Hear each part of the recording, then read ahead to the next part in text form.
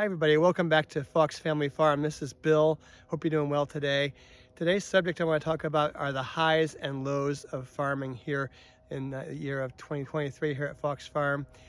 And thank you to my daughter Erin for helping me get this started today. And just got the new sign out for our farm so you can see what we're working on here. But I'll take you on a little tour so you can, and I'll talk you through it so you can understand that there's lots of really high highs in farming and lots of low lows, and we've had our share of both of those this year. And we'll walk through and take a look at that then. Thank you, Erin. Here we go.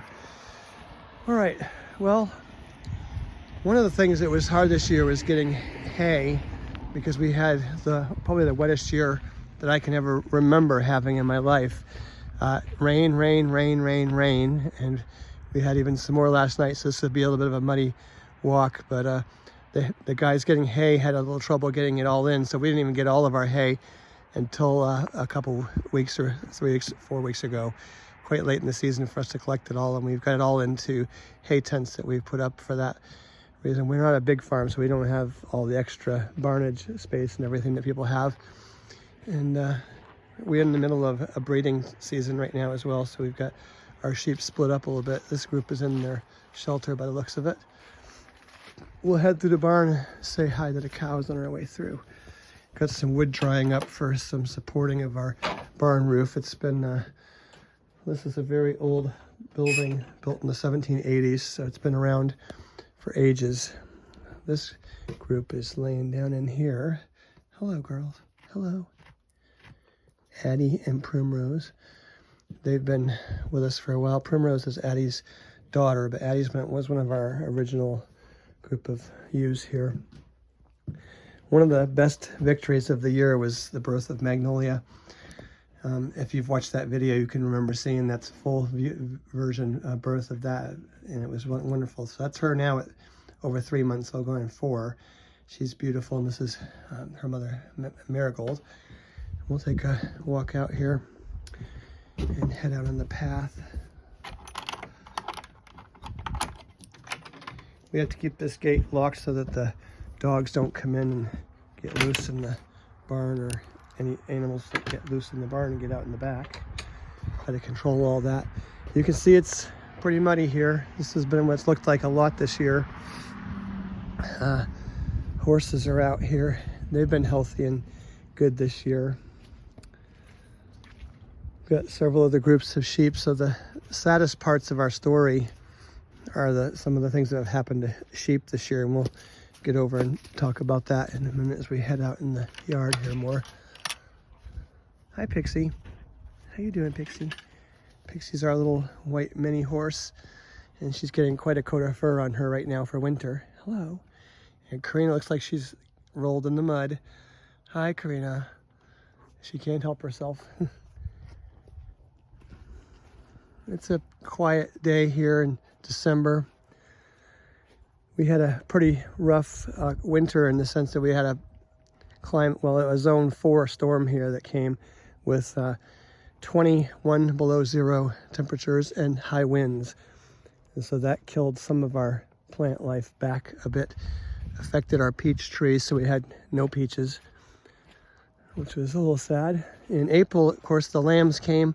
It's always a really wonderful time of year, and we didn't have really any trouble with that. 17 lambs came. Really enjoyable time.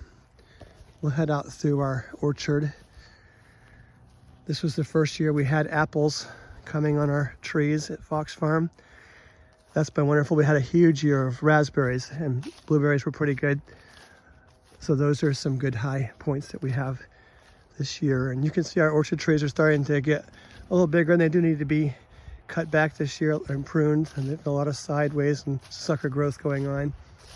And then the latest trees that we planted along here. This trail that I made for our horses and for walking has been flooded with water nearly all year, so Erin couldn't hardly ride the horse along it at all, and when she did, it was deeply muddy, rutted up, so that was really kind of hard to deal with. But that happens once in a while. Maybe we'll have a drier year coming, but you don't want drought either. You can see we're coming up on some signs on the right here, and that'll be what I finish with today.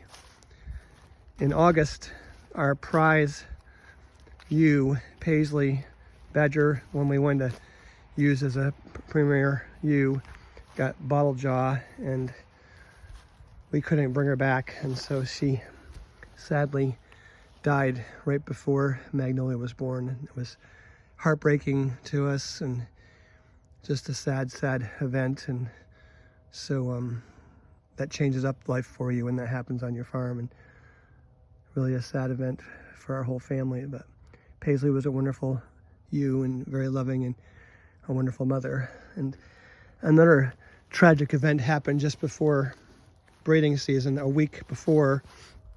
A young ram that we had bought in Vermont and brought back to be the Badger ram to replace our older ram was bullied in a corner when he got caught by the other larger rams, and we found him upside down dead in the morning. And just another awful thing that happened, and kind of a string of it right together this year.